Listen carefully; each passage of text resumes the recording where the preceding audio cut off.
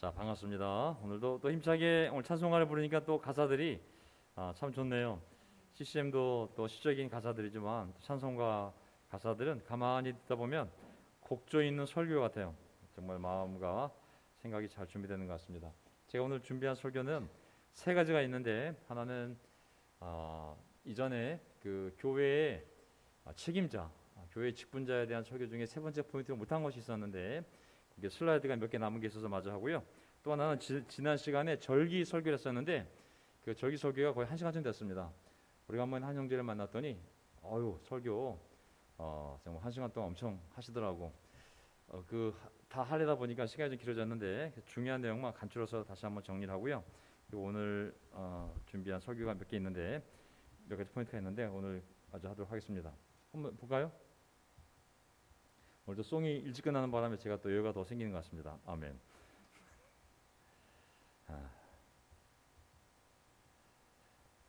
오늘만 일찍 끝난 거죠, 항수만 형제님? 앞으로도 10분 내에 끝납니까? 네. 네. 그래서 저는 옛날이 아니죠. 몇 주 전에 성령이 여러분을 양떼 가운데에 감독으로 세우셔서라는 제목으로 주일날 설교했었을 때 교회와 직분자라는 주제로 설교했었거든요.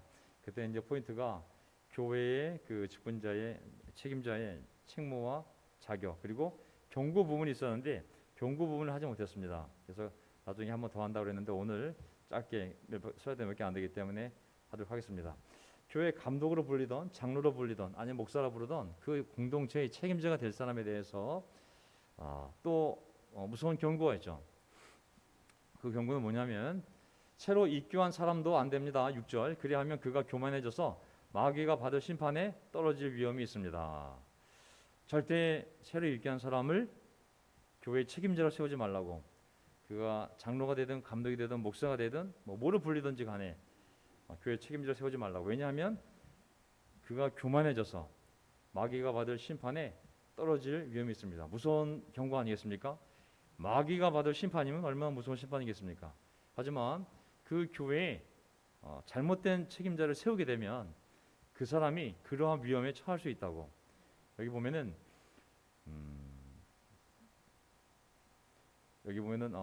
교만해져서, 교만이라는 단어 나왔는데 스스로 높이다라는 기본적인 뜻도 있지만 자만심으로 눈멀게 하다는 뜻이거든요. 어떤 사람이 너무 하나님에 대한 깊은 이해와 또 삶의 경륜과 신앙 인격이 없는 상태에서 예수님의 성품을 담지 못한 상태에서 교회를 인도하게 되었을 때 그 지위가 주는 자만심으로 눈이 멀어진다고.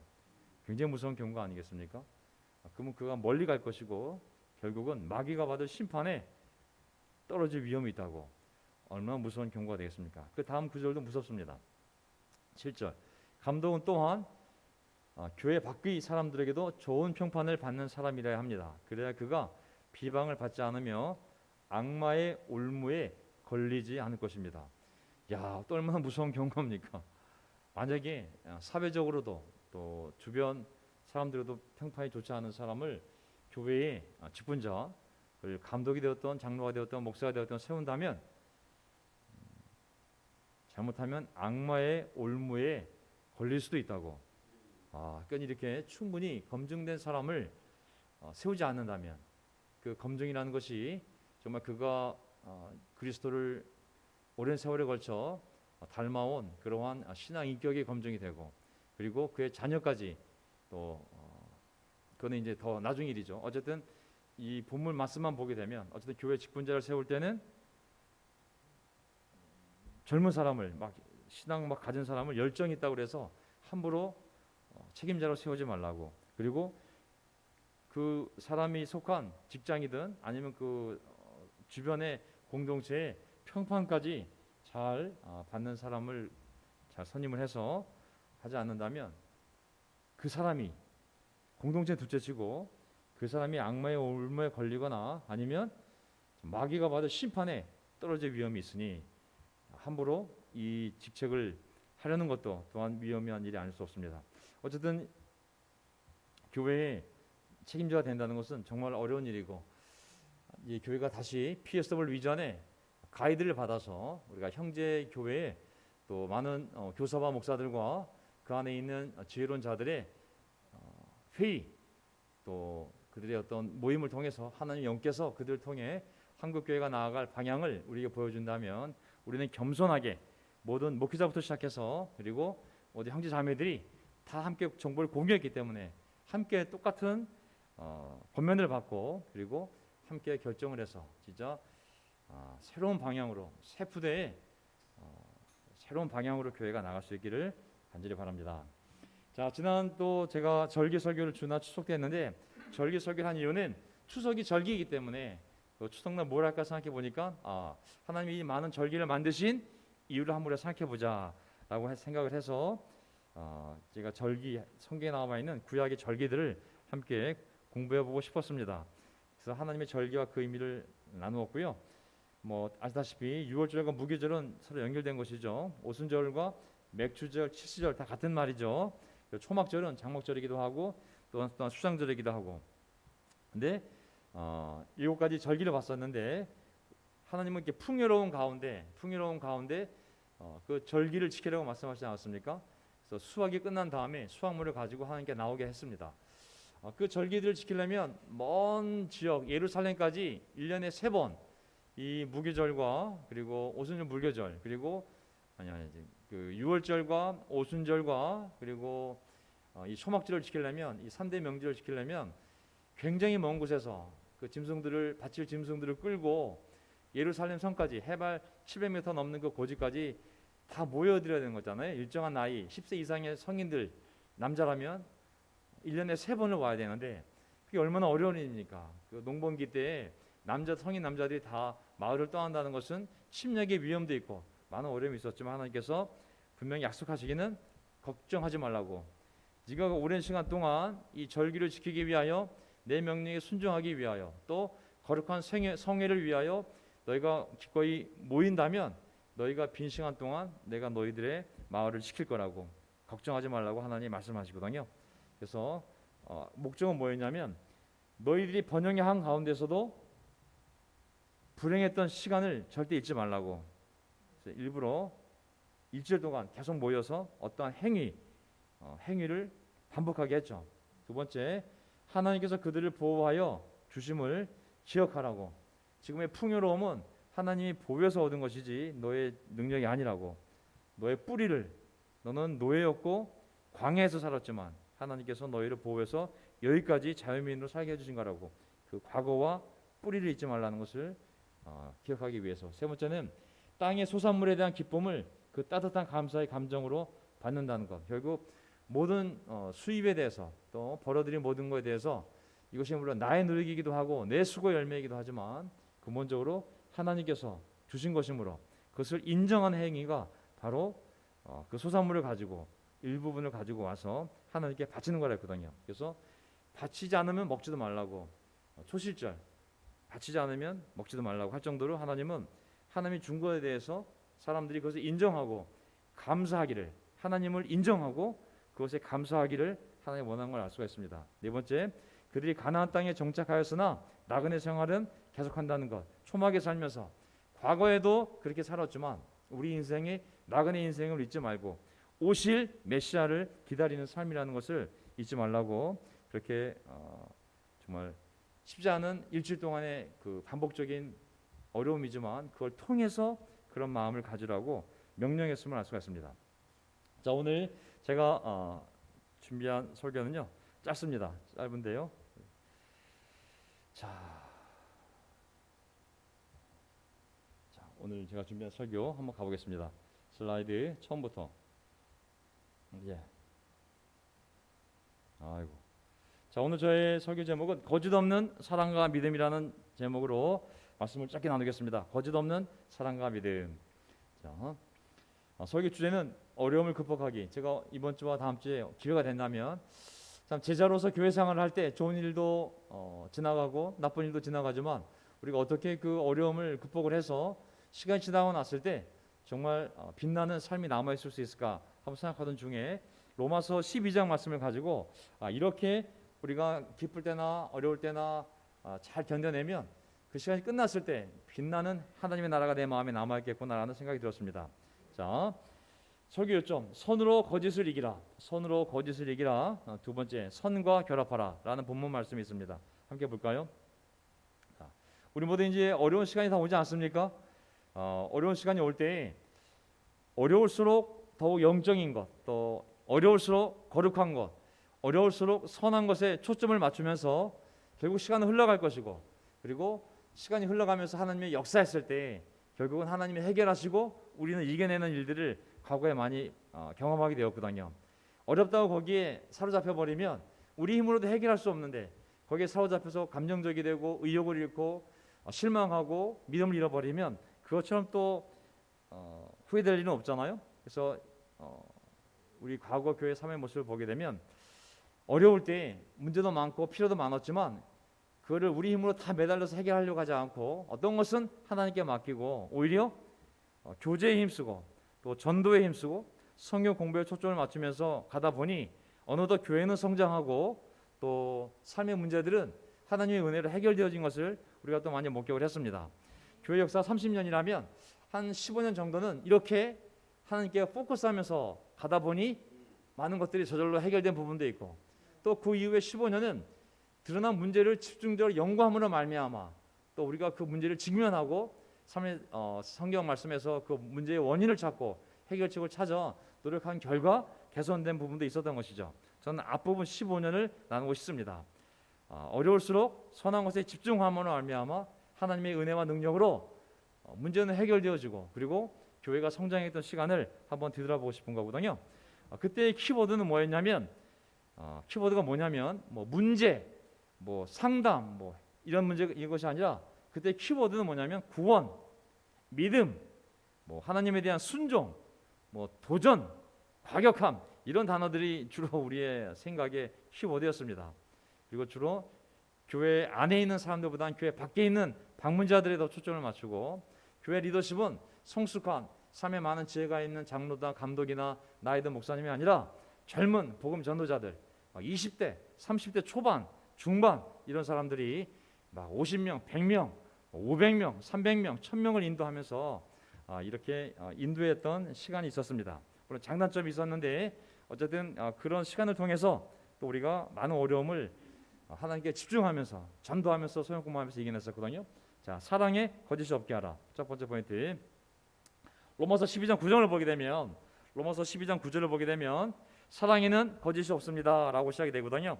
11장까지 이제 많은 교리들이 나온 다음에 12장부터 어떻게 우리가 이 교리대로 이 복음의 교리대로 살 것인가에 대한 얘기가 나오면서 12장 9절에 이제 구체적으로 우리 삶이 어떻게 가야 되는지에 대해서 나오는데 그 첫 표현이 뭐냐면 사랑에는 거짓이 없습니다. 어떤 성경에는 사랑에는 거짓이 없어야 됩니다 라고도 나와 있지만 그냥 그 본문 표현은 사랑에는 거짓이 없습니다 라고 나와 있습니다.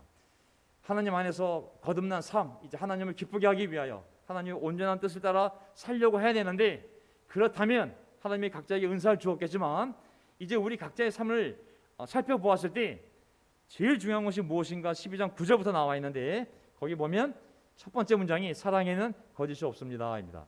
거짓이 없다. 사랑에는 거짓이 없어야 됩니다가 아니라 하나님의 사랑을 생각하면 우리가 거듭나서 예수님의 사랑을 산다고 생각하면 그 사랑에는 거짓이 없다. 거짓이 없다. 한 단어거든요. 여기 보면은 아니포크리스토스. 아니포크리스토스. 어려운 단어잖아요. 여기 신약 성경에 딱 한 번 여기서만 사용된 헬라어 단어가 바로 이 아니포크리스토스라는 거짓 없는 단어거든요. 자, 이제 과연 거짓이 없는이라는 단어가 얼마나 많이 강조되느냐 한번 볼까요? 자, 고린도후서 6장 4절을 보게 되면 사도 바울이 이제 자기의 그 사도됨에 대하여 강변할 때 삶에 많은 어려움이 있었지만 내가 어떻게 살아왔는지 자기 삶을 증거할 때 6장 4절 우리는 무슨 일에서나 하나님의 일꾼답게 처신합니다. 그러면서 거짓 없는 사랑과 7절 진리의 말씀과 하나님의 능력으로 이 일을 합니다. 그는 자신 있게 내가 거짓 없는 사랑으로 아까 그 단어입니다. 거짓 없는 사랑으로 여러분을 대했다라고 아주 당당하게 얘기하는 부분이 있습니다. 야, 하나님의 일꾼으로서 여러분을 향한 내 사랑은 거짓이 없는 사랑이었다고, 꾸밈이 없는 사랑이었다고. 자, 베드로전서 1장을 보게 되면 또 22절, 여러분은 진리에 순종함으로 영혼을 정결하게 하여서 거짓 없는 형제 사랑에 이르렀으니 이제 순결한 마음으로 서로 뜨겁게 사랑하십시오. 여러분은 다시 태어났습니다. 베드로 사도가 전 세계에 흩어져 있는 고난 겪고 있는 그리스도인들에게 준 편지를 보게 되면 너희들이 거듭 태어났다면 우리가 해야 될 사랑은 이제 거짓 없는 형제 사랑이라고, 어떤 영혼이 진리에 순종해서 다시 태어났다면 이제 해야 할 일이 뭐냐면 거짓 없는 형제 사랑이라고 그랬거든요. 이 교회 안에서의 이 관계는 뭐 제자도 뭐 많은 일들이 있지만 기본적으로 거듭난 삶에 있어서의 가장 뚜렷한 특징은 거짓 없는 형제의 사랑이라고 나와 있습니다. 그 사랑을 가지고 이제 서로 뜨겁게 사랑하라고. 왜냐하면 여러분은 완전히 새로운 피조물이고 하나님 안에서 새 사람이 되었고 거듭났다면 이제 그 사랑만이 합당한 것임을 베드로 사도가 얘기를 한 것입니다. 거짓 없는 형제 사랑. 자, 디모데전서 1장 5절을 보게 되면 디모데서를 이제 디모데에게 편지를 사도 바울이 보내지 않습니까? 거기에 대해서 그 편지의 목적을 보게 되면 이 명령의 목적은 깨끗한 마음과 선한 양심과 거짓 없는 믿음에서 우러나오는 사랑을 불러일으키는 것입니다. 베드로 사도도 또 바울 사도도 이 거짓 없는이라는 이 표현을 계속 똑같이 쓰고 있거든요. 거짓 없는 사랑, 거짓 없는 믿음. 왜냐하면 이 거짓이라는 것은 하나님 관계 속에서도 마귀가 우리의 육신의 아비로서 거듭나지 못했을 때 우리 육신의 아비로서 마귀가 본성을 드러내는 게 거짓말을 할 때라고 그러거든요. 거짓은 마귀가 자기의 본성을 드러내는 첫 번째 특징이 거짓이기 때문에 하나님 안에서의 관계는 거짓이 없어야 되거든요. 그러다 보니 사랑도 그냥 사랑이 아니라 거짓 없는 사랑, 믿음도 그냥 믿음이 아니라 거짓 없는 믿음. 왜냐하면 거짓이 발견되면 그 사랑하기가 참 어려워지거든요. 사랑은 모든 걸 믿어줘야 되는데 상대가 거짓말을 하게 되면 계속 거짓말 한다고 생각하면 그 사랑하기가 어려워지거든요. 사랑은 모든 것을 믿고 모든 걸 또 믿어야 되는데 이 거짓이 있다면 이게 믿음이 이게 진행이 될 수 없거든요. 성경은 계속 거짓 없는 사랑, 거짓 없는 믿음을 계속 얘기하는 것 같습니다. 디모데후서 1장 5절을 보게 되면 디모데가 가지고 있는 그 믿음에 대해서도 나는 그리 속에 있는 거짓 없는 믿음을 기억합니다. 그 믿음은 할머니 때부터 또 어머니 속에 깃들어 있었는데 알고 보니 이제 당신 안에도 그 거짓 없는 믿음이 있군요. 당신의 믿음은 정말 거짓이 없는, 하나님을 향한 정말 거짓이 없는 너무나 그 진실된 믿음을 나는 당신 안에서 받습니다 라는 것이 바로 이 디모데에 대한 이 사도 바울의 평가였습니다. 거짓 없는 믿음. 거짓 없는 믿음이란 무엇일까? 하나님을 향한 거짓 없는 믿음, 하나님을 향한 또 사람들 향한 거짓 없는 사랑, 꾸미지 않고 척하지 않고 정말 예수님을 깨닫게 되었을 때 거듭난 사람으로서 하나님을 사랑하려고 할 때 가졌던 그 순수한 사랑, 그 순수한 사랑으로 형제를 만들어 가라고. 저는 이 PSW 리전을 통해서 또 새로운 변화를 맞이하겠지만 여러 가지 제도적인 측면이나 뭐 형식적인 방법론적인 문제가 아니라 또 리더십이 어떻게 변화되어지는지 간에 잘 모르겠지만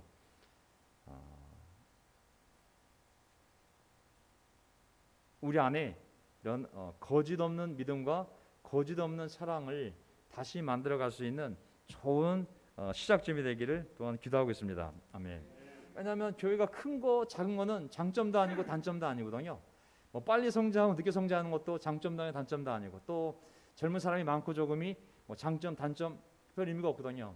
정말 중요한 것은 크든 작든 또 어떻게 구성되어 있든지 간에 그 구성원들 안에 거짓 없는 사랑으로 형제를 만들어가고 거짓 없는 믿음으로 서로 신앙생활을 해나가는 것, 그거 자체가 가장 본질적인 것이 아닐까요?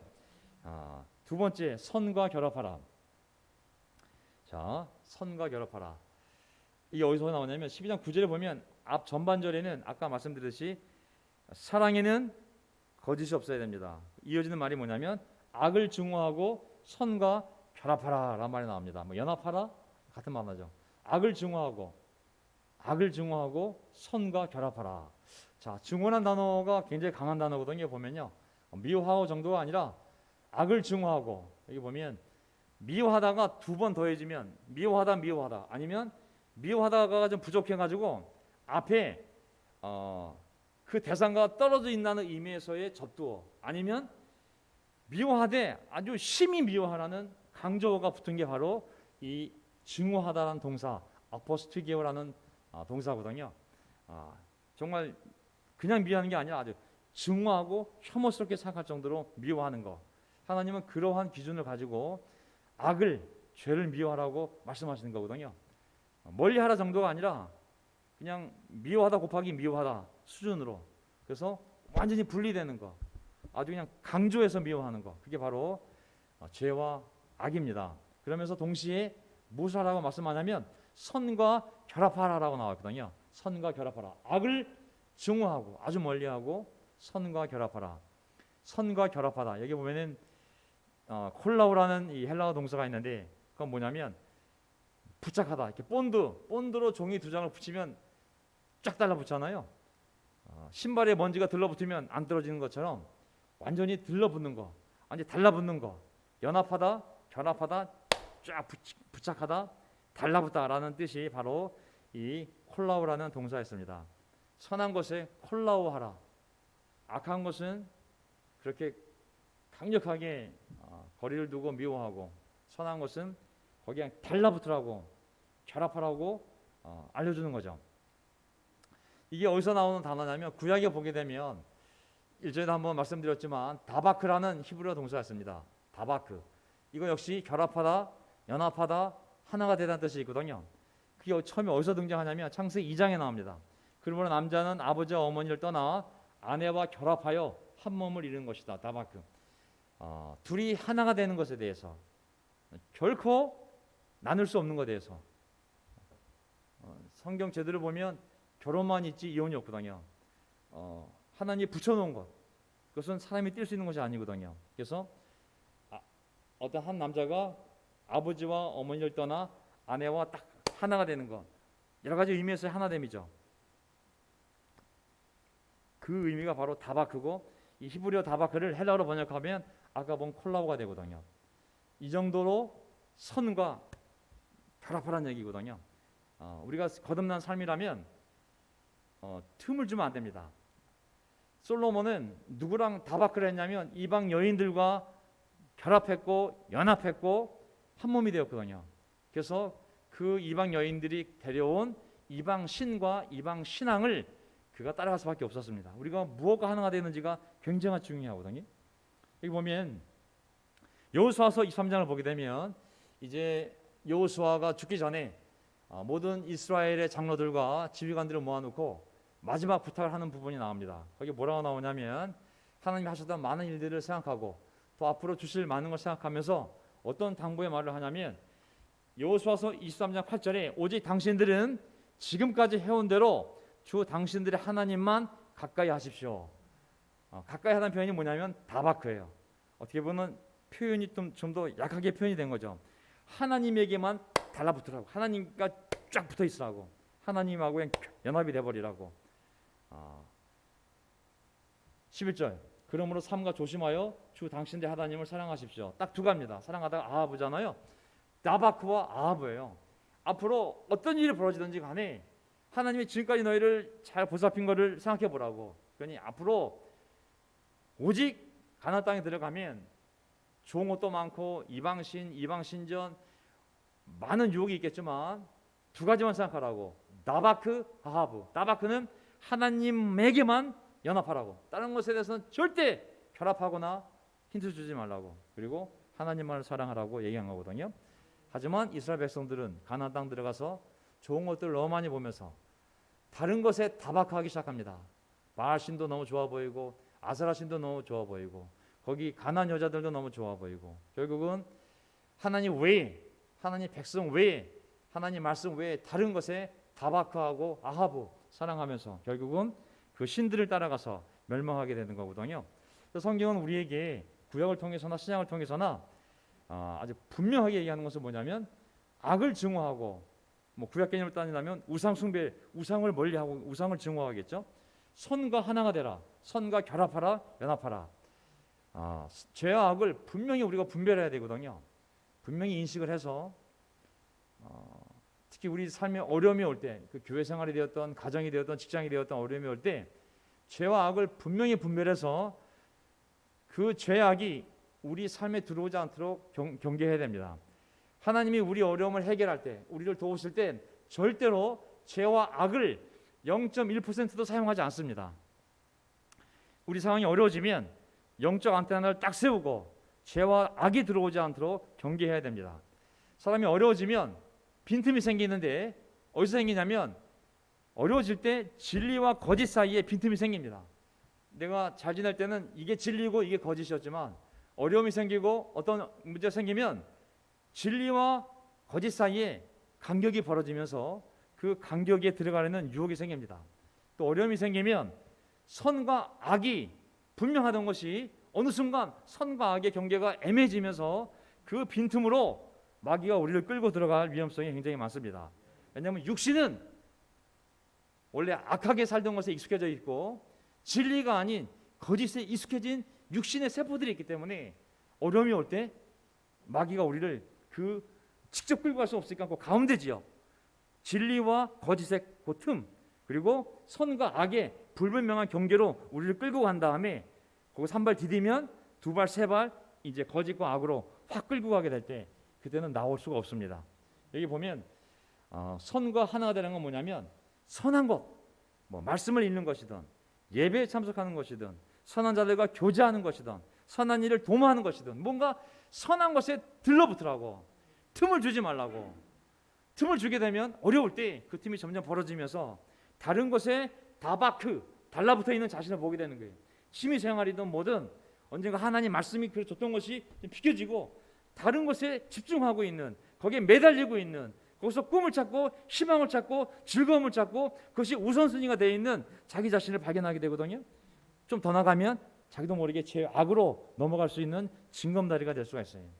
그래서 성경 우리에게 선한 것에 완전히 하나가 되라고, 틈을 주지 말라고 말씀하고 있는 거거든요. 10절 형제의 사랑으로 서로 다정하게 대하며 존경하기를 서로 먼저 하십시오. 자, 뭐 제자 삼위 뭐 일반론적인 얘기지만 특히 어려우실 때도 마찬가지입니다. 형제의 사랑으로 서로 다정하게 대하며 존경하기를 서로 먼저 하십시오. 제가 이거를 또 본문으로 다시 한번 한 단 한 단 다 확인해 봤거든요. 도대체 어떠한 의미로 이렇게 얘기했을까? 자, 제가 그냥 12장 10절에 나와 있는 이 본문 헬라 단어를 한 단어 한 단어 문법대로 번역을 하면 이렇게 번역이 될 수 있습니다. 사전을 찾아서 번역을 해보면, 자, 형제의 사랑은 뭐냐면 서로 간의 브라더후드, 형제를 얘기하는, 형제, 교회 안에서의 형제를 얘기하는 거거든요. 서로 간의 형제 사랑은 가족 간의 사랑처럼 친절하며, 이렇게 되어 있어요. 이 교회 안에서의 형제들, 자매들 간의 이 사랑은 진짜 멤버십이 아니라 진짜 가족들 간에 사랑하는 사람들이 서로 친절을 베푸는 것처럼 서로 친절해야 된다고. 여기는 다정하게 표현되어 있잖아요. 근데 다정의 기준이 뭐냐면 직장 동료나 동호회 동료가 아니라 정말 가족으로서 가족이 느끼는 그러한 친절함, 다정함을 얘기하는 겁니다. 이 안에 있는 형제에는. 그리고 이 형제들 안에서는 존경하기를 서로 먼저 하십시오. 이 존경하다 먼저 하십시오. 이걸 다시 정확히 풀면, 좀 더 풀면 서로 존중해 주는 것을, 서로 존중하기를, 서로 인정하기를, 존경하기를, 서로가 인도자가 되어라.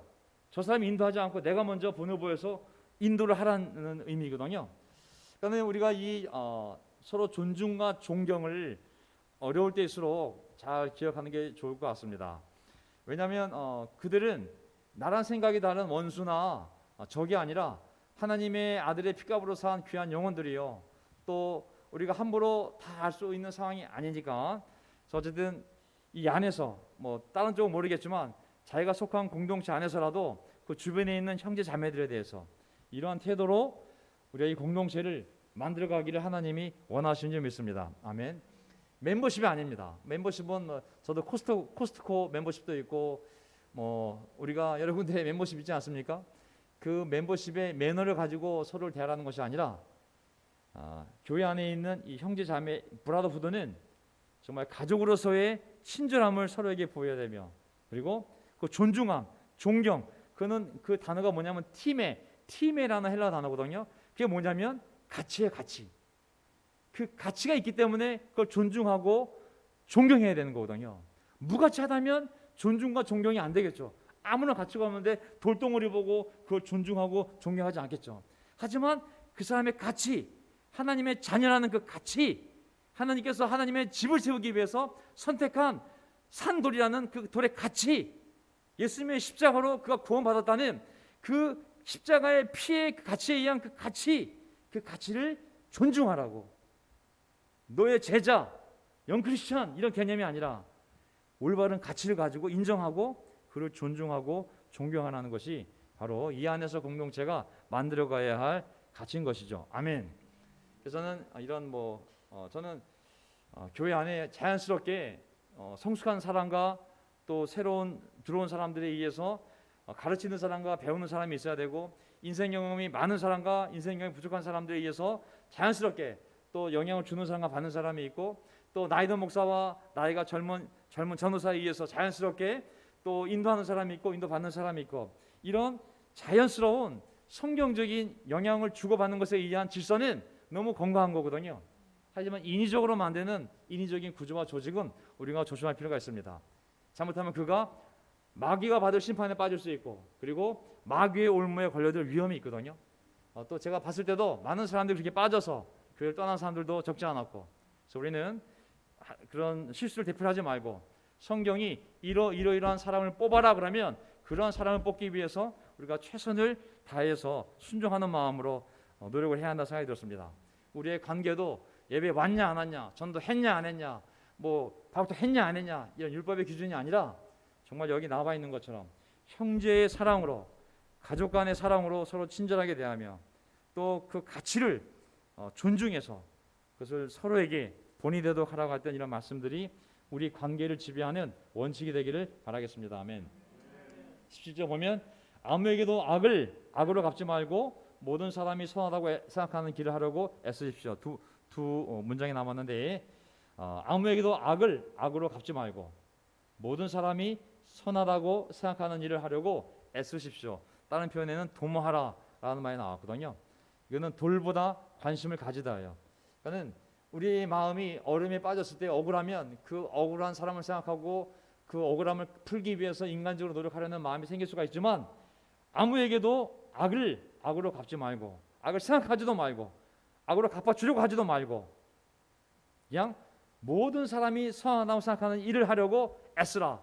오히려 그런 것에 관심을 갖고 그런 일을 돌보라. 프로노에요. 생각과 발상 자체를 선한 쪽으로 관심을 갖고 그런 것을 돌보는 쪽으로 마음을 가져가라. 악은 하나님이 심판할 것이고 너에게 저질러진 악은 하나님이 보복할 거라고. 너는 악에 대해서는 생각하지도 말고 되돌려 주장하지도 말고 오직 사람들이 선하다고 생각하는 것에 대해서만 생각하고 관심을 갖고 그것을 돌보는 일에 너는 오히려 노력하라라고 말씀하고 있는 거거든요. 그래서 우리가 그쪽으로 우리의 생각과 노력을 자꾸 틉시다. 아멘. 갑자기는 안 되겠지만 계속 방향성을 선한 쪽으로, 우리 생각이든 시간이든 뭐든 그쪽으로 자꾸 틀어야 하나님 우리의 발걸음을 그쪽으로 더 가게 인도하십니다. 마지막 구절, 악에게 지지 말고, 마지막 구절입니다. 악에게 지지 말고 선으로 악을 이기라. 이게 이제 가운데 구절되어 있는데 그 다음 시간에 하겠습니다. 보게 되면 악에게 지지 말고 굴복당하지 말고 손으로 악을 이기라. 굴복시켜라.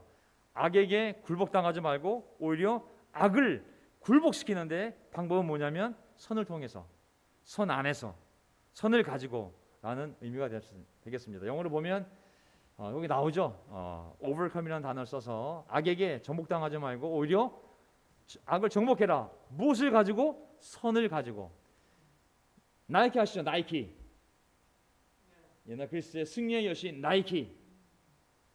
나이키가 원래는 니카오라는 헬라 동사에서 왔습니다. 나이키, 니카오. 이기다, 적을 패배시키다. 이기다, 적을 패배시키다라는 동사에서 왔습니다. 이 동사가 수동태 명령으로 쓰게 되면 니코가 되고 능동태 명령이 되면 니카가 되거든요. 앞부분은 니코예요. 악에게 지지 말라고. 수동태 명령이에요. 절대 지지 말라고. 하지만 뒤에는 능동태 명령이에요. 니카, 굴복시켜라. 악을 이겨내라. 어떻게? 선을 통해서. 굉장히 강력하다는 생각이 들어요. 니코, 니카.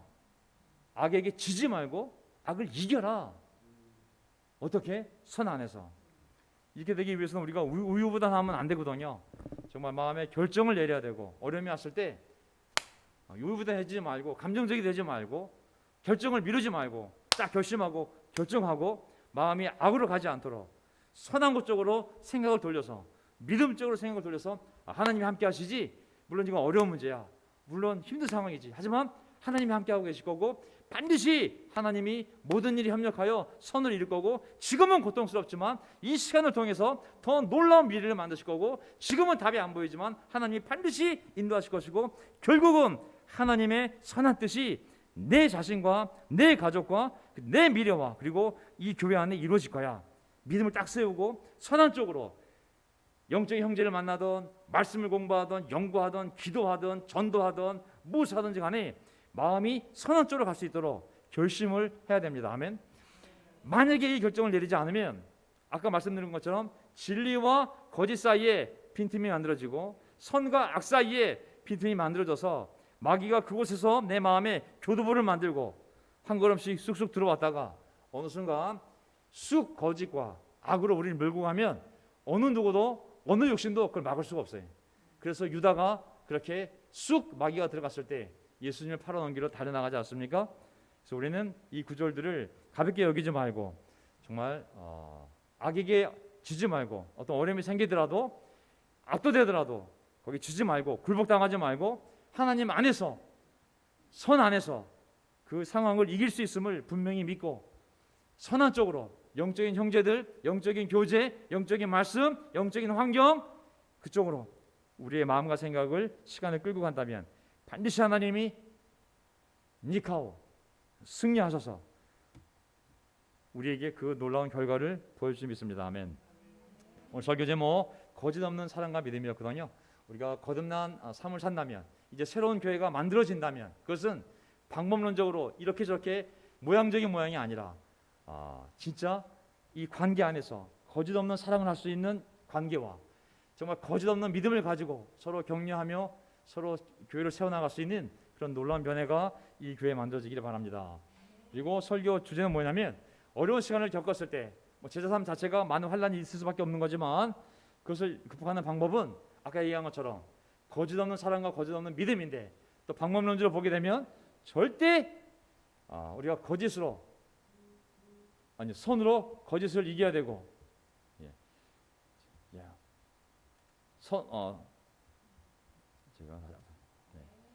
제가 파워포인트를 잘못했습니다. 다시 올라가서, 자,